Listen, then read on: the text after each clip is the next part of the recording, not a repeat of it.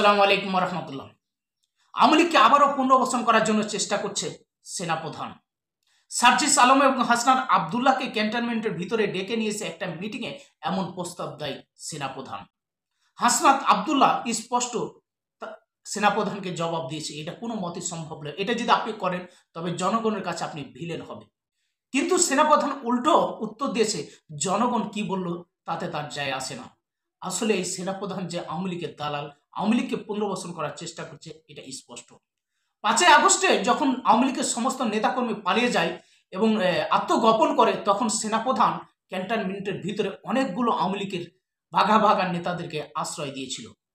সমাজের রাজনৈতিক মহলে যখন গুঞ্জন চলছিল যে কেন সেনাপ্রধান তাদেরকে আশ্রয় দিল, সেনাপ্রধান উত্তরে বলেছিল, এখন যদি তাদেরকে ছেড়ে দেওয়া হয় তবে জনগণ তাদেরকে ঠাঠিয়ে মেরে ফেলে দিতে পারে, এজন্য দেশের আইন শৃঙ্খলা অবনতি হতে পারে, এই জন্য তাদেরকে আশ্রয় দিয়েছে। দেশে যখন একটা সুস্থ পরিবেশ তৈরি হবে তখন তাদেরকে ফেরত দেওয়া হবে। কিন্তু আজ পর্যন্ত সেনাপ্রধান একজন লোককে আইনের হাতে তুলে দেয়নি। তার মানে এখান থেকে কি প্রমাণ পান আপনারা যে আসলে সেনাপ্রধান আওয়ামী লীগের দালাল? স্পষ্ট। আর এই ঘটনার পর যে আওয়ামী লীগকে নতুন করে যে দেশে ফিরিয়ে তাদেরকে রাজনীতি করার সুযোগ করে দিবে এবং সামনে নির্বাচনে অংশগ্রহণ করার জন্য সেনাপ্রধান যে চেষ্টা চালাচ্ছে, সেটার গোপন তথ্যটা ফাঁস করে দিয়েছেন সমন্বয়ক হাসনাত আবদুল্লাহ। 11 মাস তাদের সেনাপ্রধান ক্যান্টনমেন্টের ভিতরে নিয়ে যে বিভিন্ন রাজনৈতিক দলের লিডার এবং এই যে সমন্বয়ক হাসনাত আবদুল্লাহ এবং সার্জিসকে ডেকে নিয়েছে এই গোপন মিটিংটি করে। সেই গোপন মিটিংয়ে তাদেরকে কি বলেছিল সেনাপ্রধান, আসুন বিস্তারিত আমরা হাসনাত আবদুল্লাহ একটি ফেসবুক পোস্টে তিনি এই বিষয়ে ক্লিয়ার করেছেন। আসুন হাসনাত আবদুল্লাহর ফেসবুক পোস্টটি আমরা পড়ে আসি, পড়লে আপনারা বুঝতে পারবেন। হাসনাত আবদুল্লাহর ফেসবুক পোস্ট, 11 মার্চ, সময় দুপুর 2টা 30 মিনিট। কিছুদিন আগে আমি আপনাদের বলেছিলাম যে রিফাইন্ড আওয়ামী লীগ নামে নতুন একটি ষড়যন্ত্র নিয়ে আসার পরিকল্পনা করেছে। এই পরিকল্পনা পুরোপুরি ভারতের। সাবের হোসেন চৌধুরী, শিরিন শারমিন, তাপসকে সামনে রেখে এই পরিকল্পনা সাজানো হচ্ছে। আমি সহ আরো দুজনের কাছে ক্যান্টনমেন্ট থেকে এই পরিকল্পনা উপস্থাপন করা হয় 11 মার্চ দুপুর 2টা 30-এ। আমাদেরকে প্রস্তাব দেওয়া হয় যে আসুন সমঝোতার বিনিময়ে আমরা যেন এই প্রস্তাব মেনে নিই। আমাদেরকে বলা হয় ইতিমধ্যে একাধিক রাজনৈতিক দলকে এই প্রস্তাব দেওয়া হয়েছে, তারা সত্য সাপেক্ষে আওয়ামী লীগ পুনর্বাসনে রাজি হয়েছে। একটি বিরোধী দল থাকার চেয়ে একটি দুর্বল আওয়ামী লীগ সহ একাধিক বিরোধী দল থাকা নাকি ভালো। ফলশ্রুতিতে আপনি দেখবেন গত দুদিন মিডিয়াতে আওয়ামী লীগের পক্ষে একাধিক রাজনীতিবিদ বয়ান দেওয়া শুরু করেছে। আমাদেরকে বলা হয় রিফাইন্ড আওয়ামী লীগ যাদের দিয়ে করা হবে তারা এপ্রিল-মে থেকে শেখ পরিবারের অপরাধ স্বীকার করবে, হাসিনাকে অস্বীকার করবে এবং তারা বঙ্গবন্ধুর আওয়ামী লীগ করবে, এমন প্রতিশ্রুতি নিয়ে জনগণের সামনে হাজির হবে।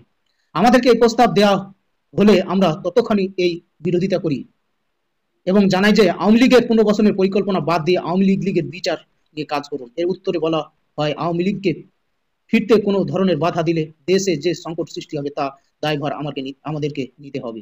Awami League must come back.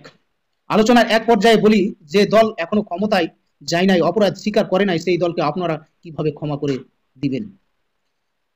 অপর পক্ষ থেকে রেগে গিয়ে উত্তরে আসে, you people know nothing, you lack wisdom and experience, you are in this service for at least 40 years, তোমার বয়সের থেকে বেশি।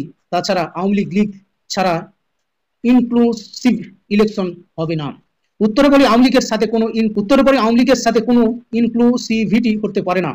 আওয়ামী লীগকে ফেরাতে হলে আমাদের লাশের উপর দিয়ে ফেরাতে হবে। আওয়ামী লীগ ফেরানোর চেষ্টা হলে যে সংকট তৈরি হবে তার দায়ভার আপনাদেরকে নিতে হবে। পরে মিটিং অসমাপ্ত রেখে আমাদেরকে চলে আসতে হলো। জুলাই আন্দোলনের সময় আমাদের দিয়ে অনেক কিছু করানোর চেষ্টা করা হয়েছিল। এখনো এজেন্সি কখনো বা ক্যান্টনমেন্ট থেকে নানা ধরনের প্রেসক্রিপশন গ্রহণ করতে চাপ দেওয়া হয়েছে। আমরা ওইসব চাপে নথি স্বীকার না করে আপনাদের তথা জনগণের উপরে আস্থা রেখেছি। আপনাদের সাথেই নিয়ে হাসিনার চূড়ান্ত পতন ঘটিয়েছি। আজকেও ক্যান্টনমেন্টের চাপে অস্বীকার করে আমি আবারও আপনাদের উপরে ভরসা রাখতে চাই। এই পোস্ট দেওয়ার পর আমার কি হবে আমি জানি না। নানামুখী প্রেসারে আমাকে হয়তো বিপদও পড়তে হতে পারে, কিন্তু আওয়ামী লীগ নিষিদ্ধের প্রশ্নে কোনো ধরনের আপোষ করার সুযোগ নাই। জুলাইয়ের দিনগুলো জনগণের সাথে ক্যান্টনমেন্টে আর এজেন্সির সকল প্রেসক্রিপশন আমরা উড়িয়ে দিয়েছিলাম। আজ আবারও যদি আপনাদের সমর্থন পাই, রাজপথে আপনাদের পাশে পাই, তবে আবারও এই আওয়ামী লীগ পুনর্বাসনের ভারতীয় ষড়যন্ত্র আমরা উড়িয়ে দিতে পারবো। আসুন সকলে যদি কিন্তু পাশে রেখে আওয়ামী লীগের বিরুদ্ধে আমরা ঐক্যবদ্ধ হই। আওয়ামী লীগ রাজনীতি করতে পারলে জুলাই ব্যর্থ হয়ে যাবে। আমাদের শরীরে এক বিন্দু রক্ত থাকা পর্যন্ত আমাদের শহীদের রক্ত আমরা বৃথা হতে দিব না। 5 আগস্টের পর বাংলাদেশে আওয়ামী লীগের কাম ব্যাকের আর কোনো সুযোগ নাই, বরং আওয়ামী লীগকে অবশ্যই নিষিদ্ধ হতে হবে। দর্শক, হাসনাত আব্দুল্লাহর এই পোস্টটি থেকে আপনারা প্রমাণ পেয়েছেন যে আওয়ামী লীগের বড় দালাল হচ্ছে সেনাপ্রধান। আওয়ামী লীগকে পুনর্বাসন করার জন্য চেষ্টা করছে সেনাপ্রধান। সমন্বয়ক হাসনাত আব্দুল্লাহ স্পষ্ট জানিয়েছেন, আওয়ামী লীগকে ছাত্র নাগরিক রাস্তার মধ্যে তাজা রক্ত ঢেলে দিয়ে বাংলাদেশ থেকে উৎখাত করেছি, আজকে সেই আওয়ামী লীগকে পুনর্বাসনের জন্য ষড়যন্ত্র করা হচ্ছে। বিদেশে বসে ষড়যন্ত্র অব্যাহত রয়েছে। রাজনৈতিক দলের মধ্যে বিভিন্ন রাজনৈতিক দল নির্বাচনী ফায়দা নেওয়ার জন্য আওয়ামী লীগকে পুনর্বাসনের জন্য ব্যাকডোর ডিপ্লোমেসিতে যুক্ত হচ্ছেন। আমরা আপনাদেরকে সতর্ক করে দিতে চাই, এই ছাত্র নাগরিকের হারানোর কিছুই নাই। এক খাপে দুই তলোয়ার যেভাবে থাকতে পারে না, ঠিক একই ভাবে 5 আগস্ট পরবর্তী সময়ে বাংলাদেশে আওয়ামী লীগ এবং এনসিপি থাকতে পারে না। যদি কেউ আওয়ামী লীগকে পুনর্বাসন করতে চায়, উত্তরপাড়া থেকে যদি আওয়ামী লীগ পুনর্বাসনের কোন ষড়যন্ত্র করা হয়, 5 আগস্ট যেভাবে গণভবন এবং বঙ্গভবনের যে পরিণত হয়েছে, আওয়ামী লীগকে যারা পুনর্বাসন করতে চাইবে ঠিক তাদের পরিণতি এবং তাদের ফলাফল একই রকম। কোনো মতেই আওয়ামী লীগকে দেশে পুনর্বাসন করতে দেওয়া হবে না। গায়ে এক ফোঁটা রক্ত থাকা পর্যন্ত আওয়ামী লীগকে দেশে পুনর্বাসন করতে আর পারবে না। প্রয়োজন হলে আবারও একটা 5 আগস্ট সংগঠিত হবে, প্রয়োজন হলে আরেকটা যুদ্ধ হবে, কিন্তু আওয়ামী লীগকে এদেশে পুনর্বাসন করতে দেওয়া যাবে না। দর্শক, আওয়ামী লীগ আসন্ন নির্বাচনে অংশগ্রহণ করার জন্য প্রস্তুতি নিচ্ছে। তাদেরকে প্রস্তুতি গ্রহণ করার জন্য নির্দেশ দিয়েছে সেনাপ্রধান নিজেই। দর্শক, এই বিষয়ে কথা বলেছেন বিএনপি নেতা ডক্টর ফয়জুল হক। তো আসুন আমরা ডক্টর ফয়জুল হকের বক্তব্যটি আমরা শুনে আসি। শুনলে আপনারা বুঝতে পারবেন যে আসলে আওয়ামী লীগ আবারও দেশে ফিরছে এবং নির্বাচনে অংশগ্রহণ করার জন্য প্রস্তুতি নিচ্ছে, আর এর পিছনে মূল ভূমিকা পালন করছে সেনাপ্রধান নিজেই। তো আসুন আমরা বিস্তারিত জেনে আসি। আওয়ামী লীগ আগামী নির্বাচনে অংশগ্রহণ করছেন। আওয়ামী লীগ যে কোনো মূল্যে নির্বাচনে অংশগ্রহণ করতে চায় এবং একটি মহল তাদেরকে নির্বাচনে অংশগ্রহণ করার সুযোগ করে দিতে চায়। বাংলাদেশে আওয়ামী লীগের এখন যে পলিসি, যেটা আমি প্রায় 3-4 মাস আগেও বারবার বলেছিলাম, যে আওয়ামী লীগের উদ্দেশ্য হচ্ছে তারা যে কোনো মূল্যে আগামী সংসদ নির্বাচনে অংশগ্রহণ করা এবং যে কোনো মূল্যে সর্বনিম্ন সংখ্যক সিট পেয়েও যদি তারা সংসদে ঢুকতে পারে, এটাই তাদের বিজয়, এটাই তাদের মূল ষড়যন্ত্রের বীজ বপন শুরু। কেন বলছি এই কথা? আওয়ামী লীগ জানে যে তারা যদি সংসদের বাহিরে থাকে তারা নিশ্চিহ্ন হয়ে যাবে, তাদের দল নিষিদ্ধ থাকা অবস্থায় তারা কোনো কার্যক্রম করতে পারবে না, ষড়যন্ত্র করতে পারবে না, দেশি বিদেশি মানুষকে আকৃষ্ট করতে পারবে না। যে কারণে তারা তাদের প্রয়োজনে শেখ হাসিনার নাম বাদ রেখে, শেখ পরিবারকে বাহিরে রেখে, এবং সেটা যে প্রয়োজনে বাদ রাখবে কিংবা বাহিরে রাখবে সে এমনটা নয়, বরং শেখ হাসিনার পরামর্শেই এই কার্যক্রমটা তারা করে যে কোনো একজন তৃতীয় ব্যক্তিকে, ধরেন সাবের হোসেন চৌধুরী কিংবা অন্য XYZ তাদের আওয়ামী লীগের নেতা, তাদের যে কারো নেতৃত্বে একটা এগ্রিমেন্ট করে তাদেরকে নির্বাচনের পথে নিয়ে আসা হবে। আওয়ামী লীগ ভালো করে জানে যে আওয়ামী লীগের যদি একটা খোরা, লুলা, ল্যাংরা, চোখ নাই, হাত নাই, পা নাই, কিচ্ছু নাই, শুধু বলা হয় লোকটা আওয়ামী লীগ, ওর জাত পাত বংশ যা আছে সবাই এসে সেখানেই ভোট দিবে। এটা আওয়ামী লীগ ভালো করে জানে। এবং আওয়ামী লীগ এটাও ভালো করে জানে যে আওয়ামী লীগের যেই এখানে নির্বাচন করুক কিংবা না করুক, শেখ হাসিনা যখন আবার ফিরে আসবে কিংবা আসার প্রয়োজন বোধ করবে, কিংবা শেখ পরিবারের যে কেউ যখন বাংলাদেশের রাজনীতি ইন করবে, তখন এখন যারাই নেতৃত্ব দেখ না কেন তারাই তাকে স্পেস তৈরি করে দিবে এবং তার জন্য কাজ করবে। আজকে সে কারণেই আওয়ামী লীগকে নতুন করে নির্বাচনে আনার জন্য পার্শ্ববর্তী দেশ ভারত চক্রান্ত শুরু করেছে। পাশাপাশি বাংলাদেশেরও ইতিমধ্যেই শোনা যাচ্ছে রাজনৈতিক অঙ্গনের কিছু কিছু জায়গায় তারা সমন্বয় করে আগামী নির্বাচনে তাদেরকে রাস্তায় রাখতে চায় কিংবা অংশগ্রহণ করাতে চায়। কিন্তু বাঙালি এই কয়েকদিনই ভুলে গেল 2000 মানুষের হত্যার কথা। 30 থেকে 50 হাজার মানুষ এখনো কাতরাচ্ছে বেডে, হসপিটালে, সেই কথা। আওয়ামী লীগ যে জাতে একটি খারাপ দল এবং তারা যে জাতে মাতাল তালে ঠিক, যখন যেটা প্রয়োজন সেটাই যে তারা করবে এটা বাঙালি এত অল্প সময়ে ভুলে গেছেন। এই আওয়ামী লীগ যে কোনো মূল্যে আপনার ছলছাতুরি করে শুধু নির্বাচনে অংশগ্রহণ করবে, নির্বাচনে অংশগ্রহণ করে তারা যে কোনোভাবে হোক, তারা তাদের ভোট নিয়ে হোক, যেভাবে হোক, 2-4টা সিট হোক, যা হোক, তারা সেখানে জয়যুক্ত হয়ে আসতে চায়। প্রয়োজনে শেখ হাসিনার আসনে শেখ হাসিনা দাঁড়াবে না, তার দলের একজন নিশ্চিত জয়ী হবে এরকম একজন ব্যক্তিকে সেখানে নিয়ে দাঁড় করিয়ে এমপি বানিয়ে হলেও সংসদে তারা ঢুকাতে চায়। এটা আওয়ামী লীগের একটা পলিসি। আওয়ামী লীগ সবসময় মন্দের রাজনীতিতেও তারা বিশ্বাসী, সুদিনের রাজনীতি তো তারা ভালো করে কেমন করে সেটা তো গত 16 বছর এদেশের জনগণ দেখেছেন। এই আজও আওয়ামী লীগ সেই পরিকল্পনা নিয়েই মাঠে নামছে। আমি বাংলাদেশের রাজনৈতিক দলগুলোর কাছে বলছি, যারা মনে মনে ভাবছেন যে আওয়ামী লীগ ধ্বংস হয়ে গিয়েছে, এরা নির্বাচনে আসলেই বা কি, না আসলেই বা কি, ব্যালট পেপারে একটু সুযোগ করে দেই। আপনারা যারাই এই সুযোগটা করে দেওয়ার জন্য সবচেয়ে বেশি মাতামাতি করবেন, আপনি বাংলাদেশের সবচেয়ে বেশি ক্ষতিগ্রস্ত হবেন। কারণ আপনি যে উদ্দেশ্যের চিন্তা করে আওয়ামী লীগকে প্রতিষ্ঠিত করতে চান, সেই উদ্দেশ্য আপনার জন্য হিতে বিপরীত হবে। আওয়ামী লীগের ভোট ব্যাংক যেটা থাকবে, সেই ভোট ব্যাংকটা আজকে যখনই তাদের এই খুন খারাপির এত অপরাধের পরেও তাদেরকে সুযোগ করে দিবেন, ওরা যারা খুনি, তারা তো এই খুনের বদলা, খুনের জন্য যে শাস্তি সেটা আওয়ামী লীগ দিতে যাবে না। তারা তো খুন করলেও জায়েজ মনে করে, না করলেও জায়েজ মনে করে। তারা তো তাদেরকে একটা ধর্ম বানিয়ে ফেলেছে। অতএব তারা যারা অনুসারী, তারা তাদের প্রার্থীকেই ভোট দিবে। যেটা ক্ষতি হবে সেটা হচ্ছে বাংলাদেশের গত 15 বছর পর্যন্ত যে জুলুম অত্যাচার করে নিপীড়ন করে বাংলাদেশ থেকে এই দলের নেত্রী পালিয়ে গিয়েছে, সেই যে একটি চোরার দল, এই দলটাকে আবার আপনারা প্রতিষ্ঠিত করার একটি সুযোগ করে দিবেন। এবং এটাই আমাদের জন্য ভয়াবহতা যে আমাদের দেশে এত বড় একটা গণহত্যা হওয়ার পরেও তাদেরকে নিয়েই আবার আমরা টানাটানি করছি, কিংবা তাদেরকে সুযোগ করে দেওয়ার জন্য দৌড়ঝাঁপ শুরু করেছি। আমি মনে করি রাজনৈতিক দলগুলো এর জন্য দায়ী থাকবেন, এবং এই অবস্থা যদি তৈরি হয়, বাংলাদেশের সর্ববৃহৎ দল থেকে শুরু করে সর্বনিম্ন দল সকলেই সেজন্য দায়ী থাকবেন।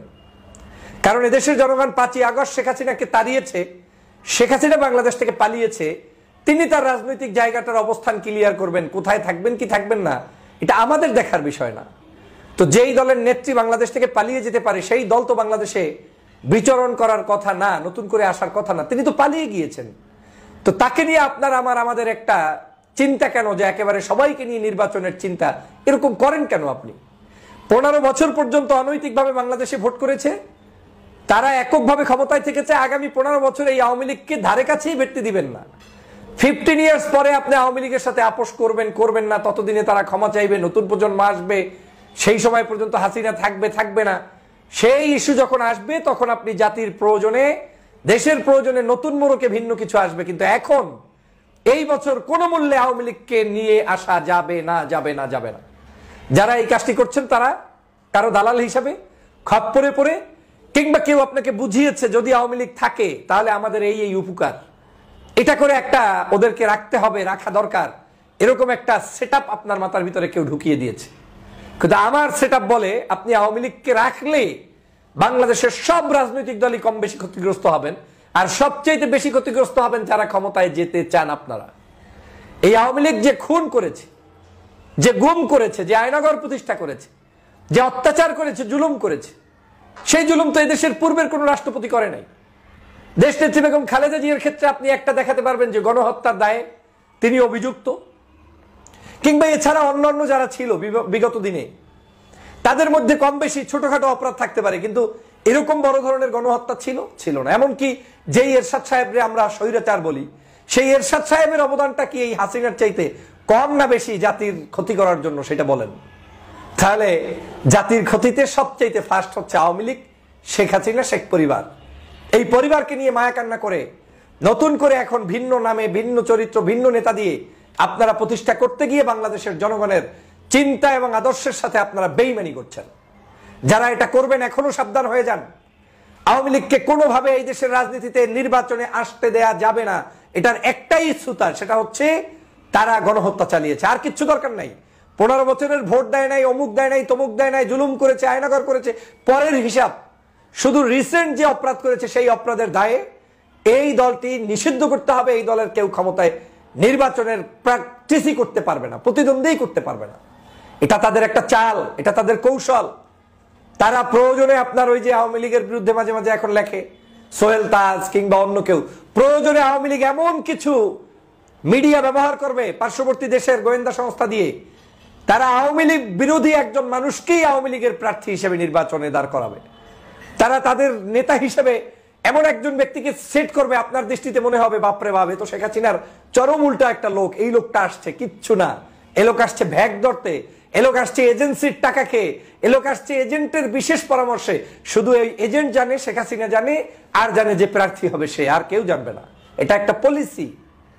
অতএব আমি শুনে মর্মাহত হচ্ছি, যেটা রটে সেটা কিছু বটে, এই যা কিছু রটছে তা কিছু বটে, এখন কিছু না কিছু হচ্ছে। অতএব এখনই আমাদের সতর্ক হওয়ার সময়। আওয়ামী লীগকে কোনোভাবে নির্বাচনে আনতে দেয়া যাবে না। তারা কিছু ক্লিন ইমেজ এনে নির্বাচনে প্রতিদ্বন্দ্বিতা করতে চাইবে, এবং সেখানে আপনাদের কি, এই যে এক এক জায়গায় দেখেন না উকিলদের নির্বাচন হয়, সুপ্রিম কোর্টে হয়, অমুক, সব তো আওয়ামী লীগের লোক।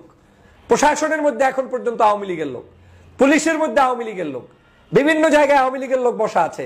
আপনি সেই সময় আপনি এই খুনি যে সাপ সবল মারতে পারে, তাকে আপনি সুযোগ করে কম্বলের ভিতরে নিয়ে ঘুমাবেন, তার শাস্তি যা হওয়ার তাই ভোগ করবেন। শুধু আপনি নিজে ভোগ করবেন না, সমগ্র দেশবাসীকে ক্ষতিগ্রস্ত করবেন। অতএব সোচ্চার হন, সাবধান হন। বাংলাদেশের মাটিতে আওয়ামী লীগের রাজনীতি করতে দেয়া যাবে না, করতে পারবে না, এই সিদ্ধান্ত বহাল থাকুন। আর যদি এটা না করেন তাহলে আগামীর রাজনীতিতে আপনারা ধ্বংস হয়ে যাবেন।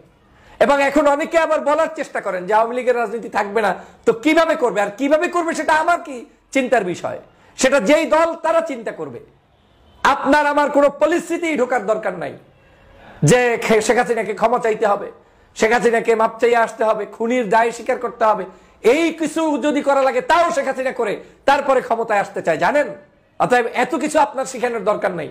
আমাদের এখন দেশের জন্য দরকার আওয়ামী লীগ মুক্ত বাকি যারা আছে তাদের মধ্যে ঐক্য, এবং সবাই মিলে একটি সুন্দর নির্বাচন করে যে ক্ষমতায় আসবে আমরা তাকে ওয়েলকাম জানাবো। আপনাকে ধন্যবাদ, দেশবাসীকে ধন্যবাদ। বক্তব্যটি আপনারা শুনতে পেয়েছেন।